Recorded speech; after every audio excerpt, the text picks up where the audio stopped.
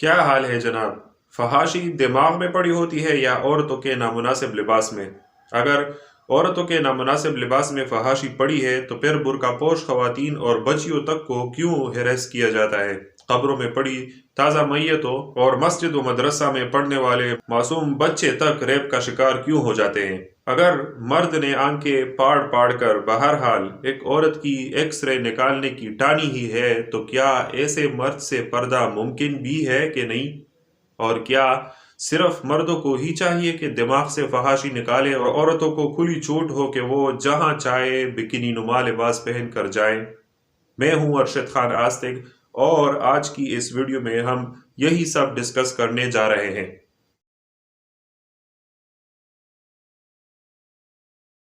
कहते हैं कि एक साइंसदान ने मछलियों के साथ कम्युनिकेट करने और उन्हें अपनी ज़ुबान समझाने और उन्हें ट्रेन करने के लिए एक ऐसा सेटअप तैयार किया था कि एक्वेरियम में एक घंटी फिट कर दी। तो जब खुराक का टाइम आता तो वो घंटी वो बजाता और फिर एक्वेरियम के एक खास हिस्से में खुराक डालता। जब मछलियों ने एक अरसा तक ये नोट किया कि भाई ये घंटी जब बजती है तो इस दौरान हमें खुराक दी जा रही होती है और खुराक फला जगह पड़ी होती है, तो वो इस हवाले से ट्रेन हो गई।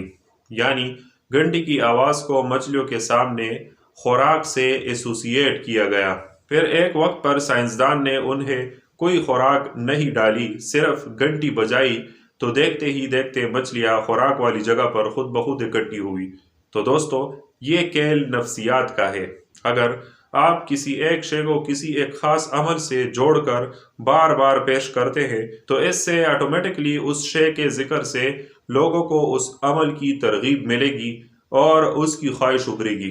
अगर ऐसी परफ्यूम आप सूंघते हैं जो माजी में किसी खास मौके पर आपने सूंघी थी, या ऐसा म्यूजिक आप सुनेंगे जो किसी खास वक्त पर आपने सुना था, तो दोबारा वो एक्सपीरियंस करने पर आपको वो वक्त और वो मौका ऑटोमेटिकली याद आएगा।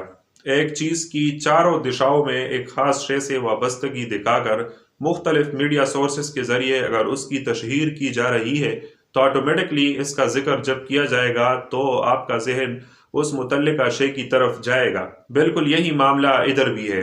इंसान जब से पैदा हुआ तब से लेकर अब तक जिनसी अमल के दौरान प्राइवेट पार्ट्स से उसका वास्ता पड़ता है। अब किसी ने ऐसे कपड़े ज़ेबतन किए हो कि उनमें प्राइवेट पार्ट्स नुमाया हो तो उन्हें देखकर जिनसी अमल की ख्वाहिश की तरफ एक रिलैक्स, टेंशन फ्री और किसी बड़े पेट वाले इंसान के जहन का जाना एक फितरी सी बात है। फिर ये जो तबका इस बात पर एतराज़ करता है कि लिबास का फहाशी से ताल्लुक नहीं बल्कि फहाशी दिमाग में बरी होती है, खुद इन्हीं की तरह के आज़ाद ख्याल ममालिक में ही फहश मूवीज़ का कारोबार भी उरूज पर है। टॉप वेबसाइट्स और कंपनीज इन्हीं ममालिक की है। फहश मूवीज़ में भी मुख्तसर चुस्त लिबास जिनमें प्राइवेट पार्ट्स नुमाया हो या फिर बरहनगी को ही जिनसी अमल के शुरुआत के तौर पर दिखाया जाता है। इसी तरह कितनी ही आज़ाद ख्याल औरत क्यों ना हो, वो अपने नाबालिग बच्चों के सामने कि वो वक्त से पहले बलोगत की चीज़ों की तरफ माइल ना हो और उनकी मासूमियत ख़त्म ना हो, नाइटी या बिकिनी में फिरना पसंद नहीं करेंगी। तो लिहाजा ये कहना कि ऐसे लिबास का फहाशी से कोई ताल्लुक ही नहीं है जिनमें प्राइवेट पार्ट्स नुमाया हो, मेरे ख्याल से गलत है। और ये बात भी गलत है कि हर जगह औरतें बिकिनी या बिकिनी नुमा लिबास पहन कर जाए और सामने से कोई एतराज़ करे तो वो चट से बोले कि ये हमारा हक है, तू अपने दिमाग से फहाशी निकाल। जी नहीं, हर मौका और महल हर तरह के लिबास के पहनने की इजाज़त नहीं देता। आप किसी पब्लिक फ्लाइट में बिकिनी या लिबास उतार कर नहीं बैठ सकती। ये एक्सप्लिसिट चीज़ है, इसको सेंसर करना पड़ता है क्योंकि अक्सरियत के लिए ये ऑफेंसिव है और फैसला अक्सरियत की बुनियाद पर होता है।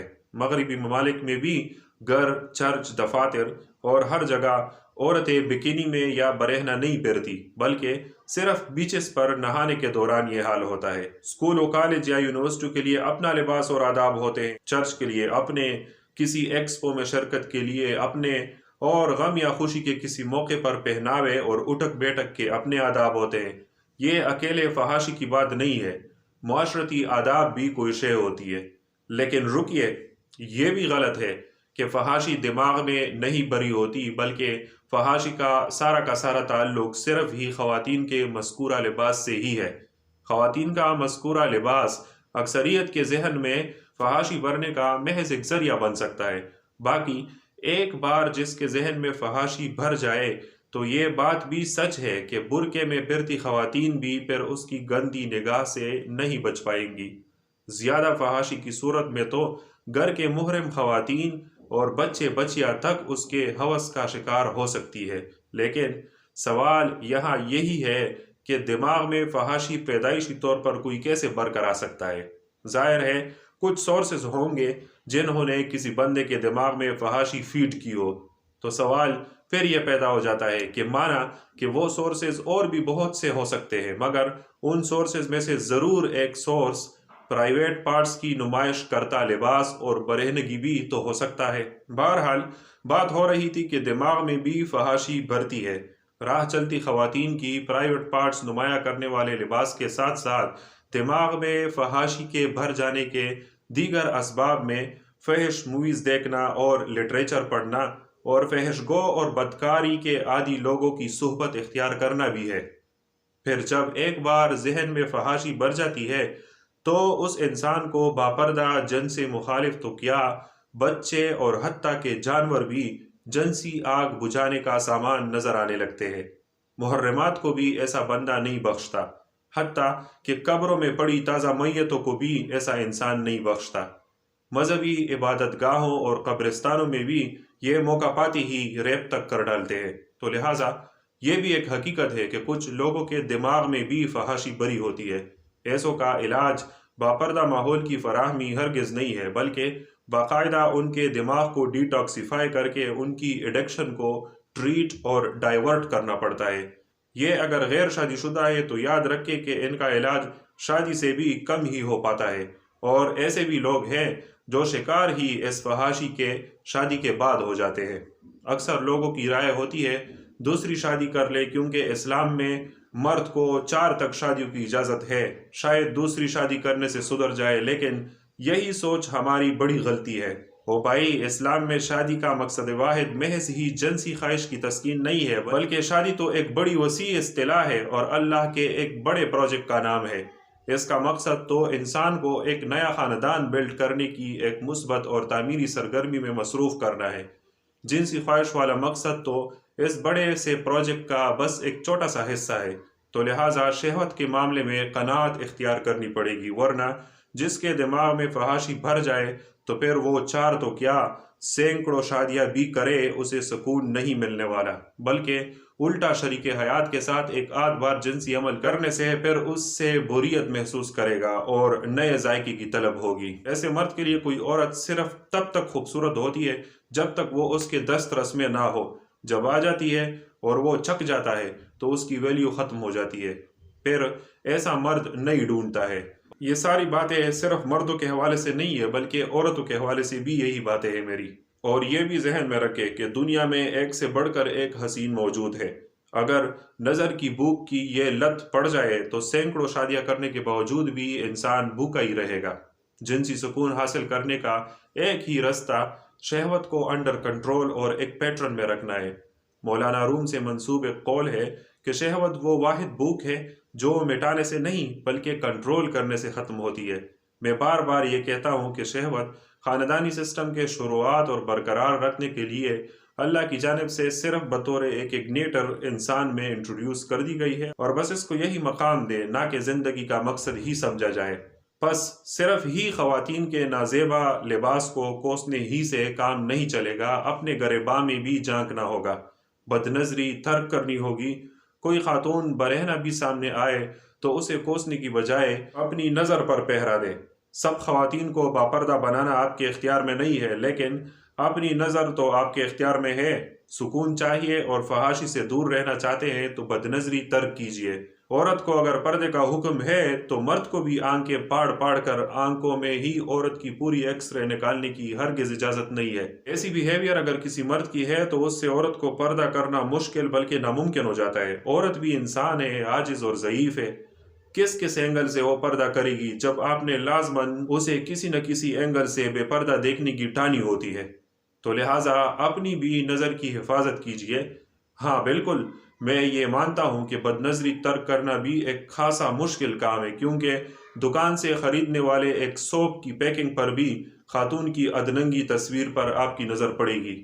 اسی طرح سوشل میڈیا سائٹس پر شارٹ ویڈیوز کی شکل میں سینکڑوں خواتین کانٹینٹ کریٹرز کی جانب سے نازیبا کانٹینٹ آپ کی نظروں کے سامنے آئے گا۔ تو پھر بندہ نظر کی حفاظت کرے بھی تو کیسے؟ تو عزیزان من، اس کا بھی حل ہے۔ حل یہ ہے کہ اپنے نزدیک آپ کو فحش لگنے والے مناظر کو اگنور کرنا سیکھے، اس کی طلب نہ کرے۔ اسباب کو مثلا موبائل، انٹرنیٹ وغیرہ کو آپ ترک نہیں کر سکتے، کیونکہ یہ بیک وقت سہولتی بھی ہے۔ کمزور نہ بنے، بھاگنے سے آپ نجات حاصل نہیں کر سکتے۔ کب تک، کس حد تک اور کہاں کہاں چپتے پھریں گے آپ؟ لہٰذا اگنور کرنا سیکھے، متاثر ہونا چھوڑ دے، اسٹرانگ بنے۔ غیر ارادی طور پر آپ کا ایسے مناظر کے ساتھ سامنا ہو تو نارمل لیا کرے، ہوش و حواس نہ کھویا کرے۔ یہ اللہ کی بڑی دنیا ہے، ہر کوئی اپنا اپنا کام کرے گا۔ آپ متاثر ہونا چھوڑ دے، بس اپنے کام اور اپنی ذمہ داریوں پر فوکس کرے۔ کیوں آپ نے آخر اپنی شہوت کا برننگ پوائنٹ پیٹرول یا نیچرل گیس جیسا رکھا ہوتا ہے کہ ادھر شعلہ دکھایا ادھر بھڑک اٹھی آگ؟ ایسے تو آپ دنیا کا دوسرا کوئی کام نہیں کر پائیں گے۔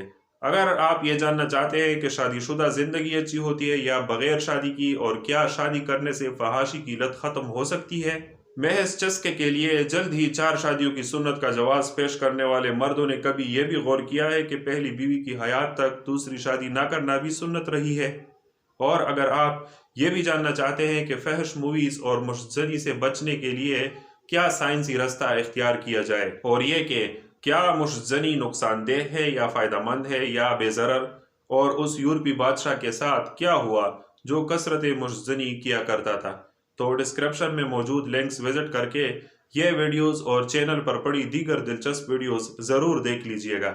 اگر یہ ویڈیو آپ کو اچھی لگی ہو تو اس چینل کو ضرور سبسکرائب کریں، بیل کا آئیکن دبائیں، لائک، شیئر اور کومنٹ بھی کیجئے تاکہ ہماری حوصلہ افزائی ہو اور ہم آپ کو آپ کی پسند کا کانٹینٹ دیتے رہیں۔